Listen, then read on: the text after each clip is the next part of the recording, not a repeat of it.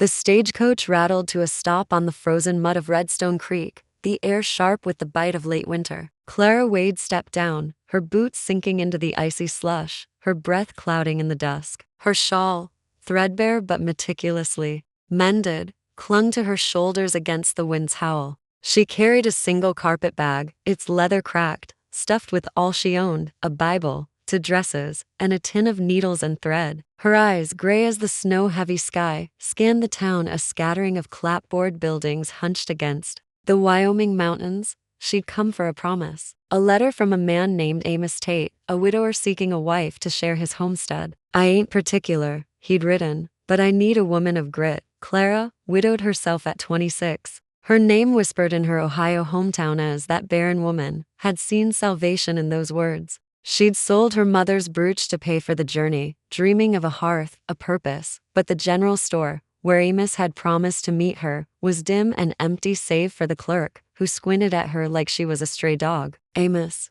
Tate," he said, spitting tobacco into a tin. "He changed his mind. Married a saloon girl last week. Said you sounded too bookish." The clerk's smirk cut deeper than the wind. Clara's chest tightened, but she only nodded, her lips pressed thin. Outside, the town stared. Women in bonnets whispered behind gloved hands. Men hauling sacks of flour glanced, then looked away. The cold seeped through her shawl, her fingers numb around the carpetbag's handle. She was a fool, she thought, to believe a stranger's letter could rewrite her story. Redstone Creek's streets, churned with mud and judgment, offered no welcome. She stood alone, the mountains looming like silent judges, her hope unraveling like a frayed seam. Yet Clara straightened her spine, her jaw set. She'd survived worse grief, gossip, a marriage that left her hollow. She'd find a way here too. The wind stung her cheeks, but she walked toward the boarding house at the edge. Clara's boots crunched on the icy steps of the boarding house,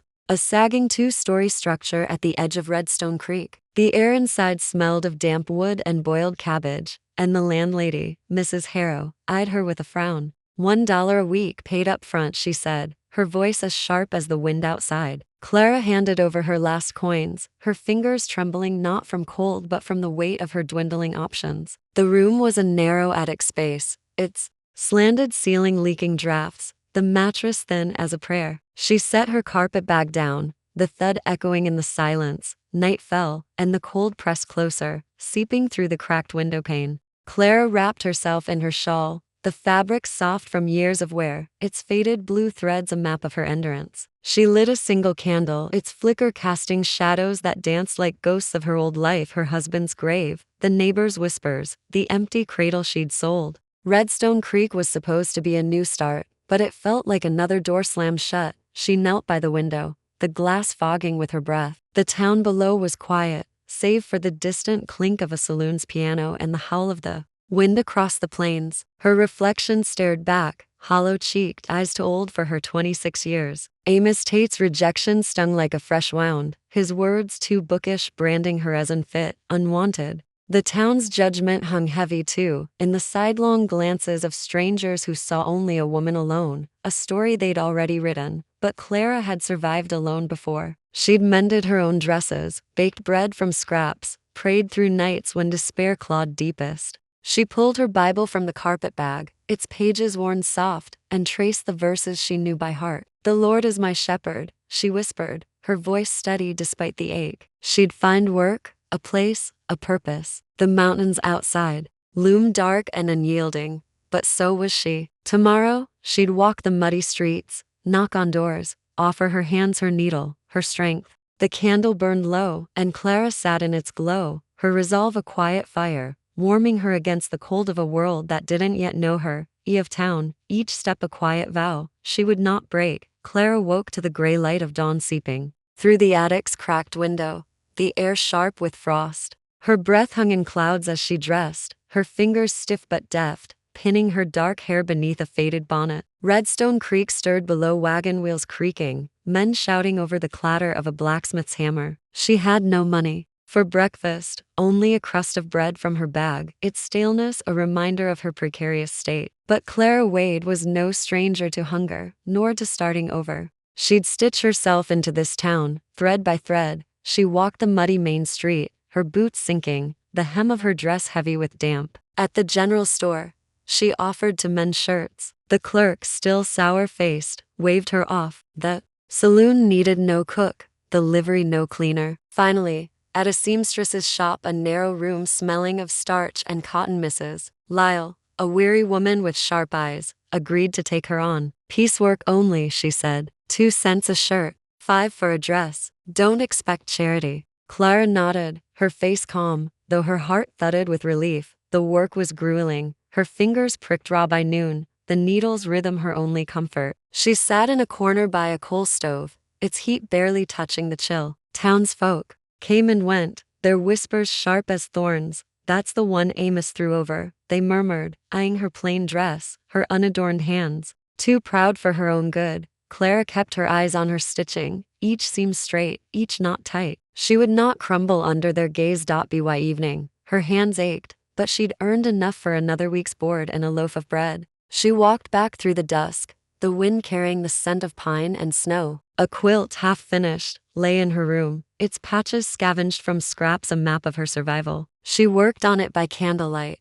her needle flashing, weaving together fragments of her old life with this new one. The town's judgment was a weight, but Clara bore it, her shoulders squared. She was building something here, stitch by careful stitch, and no whisper could unravel her now. The seamstress's shop was a cocoon of quiet clatter, scissors snipping, the stove's soft hiss, Clara's needle threading through cotton. 2 weeks in Redstone Creek, and her hands had found a rhythm, though her heart still carried the bruise of rejection. The townsfolk's whispers hadn't softened, their eyes still sharp, but Clara's focus was her shield, her stitches a steady defiance. Outside, the late winter wind rattled the shop's windows, dusting snow against the glass. Elias Boone entered just before noon, his boots heavy on the plank floor, bringing with him the scent of leather and pine. A rancher, widowed, he was a man of few words, his face weathered like the mountains, eyes a deep brown that held steady without staring. He carried a bundle of shirts, their cuffs frayed, and set them on the counter. Need these mended, he said to Mrs. Lyle, his voice low, like gravel underfoot.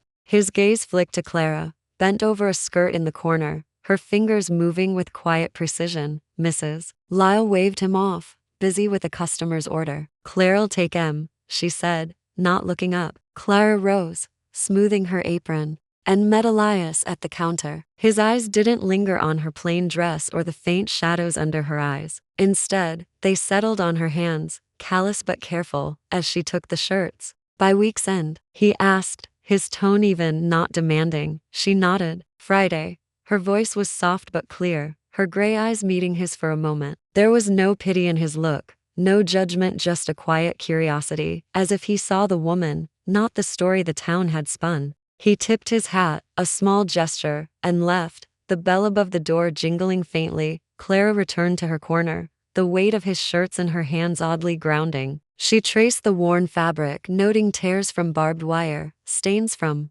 work under open skies. This was a man who lived with the land, not against it. As she threaded her needle, a small warmth flickered in her chest, not hope, not yet, but the sense of being seen, if only for a moment, as herself. The snow had softened to a damp slush in Redstone Creek, the first whispers of spring teasing the air with the scent of wet earth. Clara's days settled into a rhythm of survival. Mornings bent over seams in Mrs. Lyle's shop, evenings stitching her quilt by candlelight in the boarding house attic. The townsfolk's murmurs still followed her, too quiet, too plain, too much a mystery, but she held her head high, her dignity a quiet armor. Elias Boone became a regular shadow in the shop, appearing every few days with small bundles, a torn jacket, a pair of trousers needing patches. He never lingered long, but his presence was steady, like the mountains beyond the town. His words were spare, his questions simple, about thread, about timing, but his eyes, warm and brown, rested on Clara with a gentleness that felt like a question unasked. He never spoke of Amos Tate or the whispers that trailed her like dust. Instead, he'd nod at her work, once muttering, "Good hands," as she handed him a neatly mended shirt. One afternoon, as Clara pinned a hem, Elias set a small sack of flour on the counter. "For the shop," he said, though Mrs. Lyle was out and Clara alone. She glanced up, her needle pausing. The gesture was practical, not pitying. yet it stirred something in her, a memory of kindness unearned. "Thank you," she said, her voice barely above the wind outside. He tipped his hat, his fingers brushing the brim, and left without another word. Their exchanges grew, small but deliberate, like stones laid for a path. He'd ask about the weather. She'd mention the meadowlarks she'd heard at dawn. Once, as she handed him a mended coat, their fingers brushed, the rough warmth of his skin startling her. She looked away, her cheeks hot, but his quiet, careful now, held no judgment, only a trace of warmth. Clara returned to her work, the needle's rhythm steadying her pulse. In the silence, an invisible thread was forming, not loud, not rushed, but real, stitching itself into the space between them, fragile as spring's first green but growing all the same. Spring crept into Redstone Creek, the snow giving way to patches of green along the muddy streets, the air carrying the faint sweetness of thawing earth. Clara's days in the seamstress's shop were long, her fingers pricked and calloused, but each finished seam felt like a small victory. The townsfolk still whispered about her past, her solitude, but their words had dulled, like a blade, worn smooth. Elias Boone's visits, brief but steady, were now a quiet anchor, his presence a warmth she didn't dare name. One evening, after a day of stitching under Mrs. Lyle's sharp gaze, Clara sat in her attic room, the quilt spread across her lap. Its patches, scraps of calico, faded linen told her story, each piece a fragment of loss or resilience. She'd been saving for weeks, skipping meals to buy a small tin of blackberry jam from the general store, its deep purple a luxury she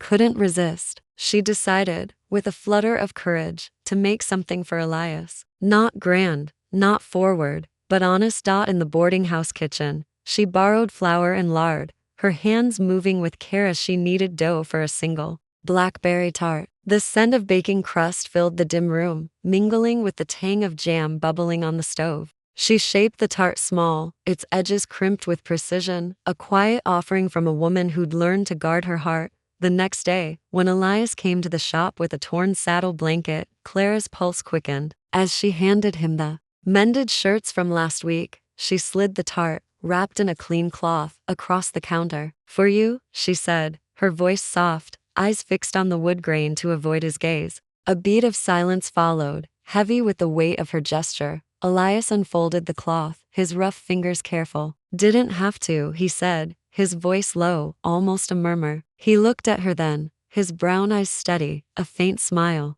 tugging at his lips, not mocking, but warm, like sunlight on stone. "Thank you, Clara." Her name in his mouth felt like a gift returned, and she nodded, her heart a quiet bloom in the silence. The Redstone Creek spring fair bloomed under a sky streaked with clouds, the town square alive with the hum of fiddles and the scent of fry bread sizzling over open fires. Clara walked the dusty path from the seamstress's shop, her gray dress mended but plain, her shawl draped over her shoulders against the evening chill. Her hands, rough from needlework, clasped a basket of mended linens she'd offered to sell for Mrs. Lyle. The townsfolk's whispers still trailed her, the jilted woman, too proud, but Clara's chin lifted, her steps steady. She'd sewn herself into this town, stitch by stitch, and she would not shrink. Booths lined the square, draped in calico and burlap, offering pies, quilts, and jars of preserves. Clara set up her basket near the church steps, her fingers smoothing a tablecloth she'd patched with care.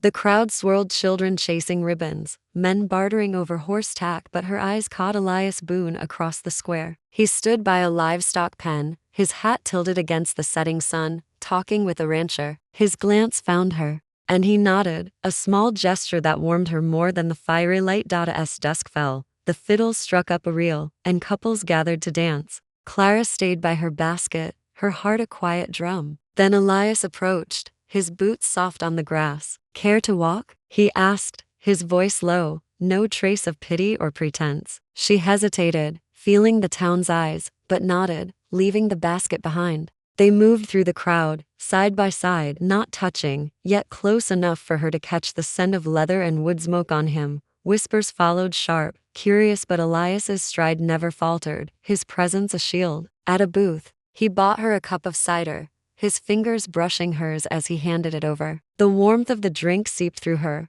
and for the first time, Clara felt the town's gaze soften, as if Elias's quiet respect rewrote their story. She sipped the cider, its tang sharp on her tongue, and met his eyes. "Thank you," she said, meaning more than the drink. He only nodded, but his gaze held hers, steady as the mountains, and Clara stood taller, her heart unfurling like a spring bud. The night air hung cool and crisp over Redstone Creek, stars piercing the velvet sky like scattered pins. Clara sat on the boarding house porch, her quilt draped over her knees, its patches glowing faintly in the lantern's light. The town was quiet now, the fair's music faded, but her heart still carried the warmth of Elias's presence, his quiet nod at the cider booth lingering like a touch. She'd felt seen not as the jilted widow, but as Clara, whole and real. Footsteps crunched on the path, and she looked up to see Elias, his hat in hand, his silhouette sharp against the starlight. "Evening," he said, his voice soft as the night. "Mind if I sit?" Clara nodded, shifting her quilt, her pulse quickening. He settled on the porch step, not close but near enough for her to smell the familiar leather and pine. The silence stretched, comfortable yet heavy with unspoken words. "I ate that tart," he said finally, his eyes on the stars. "Best thing I've tasted in years." Clara's lips curved, a small smile breaking through her guard. "Just flour and jam," she murmured, but he shook his head. "More than that. It was you." His words landed soft like snow, and her breath caught. He turned to her then, his brown eyes steady, unguarded. "Clara, I ain't one for talk, but you're different, strong, like the oaks back home. Not 'cause you have to be, but 'cause you are." His voice was low, each word deliberate. "I see you, working, holding your head up when this town don't deserve it. I care for you." Her heart stuttered, the quilt slipping from her fingers. She wanted to speak, to guard herself, but his honesty disarmed her. "I'm not